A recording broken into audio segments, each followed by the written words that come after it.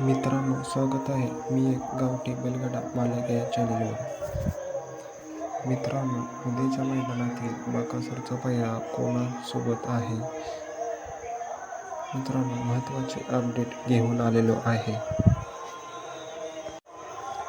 खरंच मित्रांनो, कोण बकासूर बरोबर पळणार? नेमकं ह्या व्हिडिओमध्ये आपण महत्त्वाचे अपडेट घेऊन आलेलो आहे.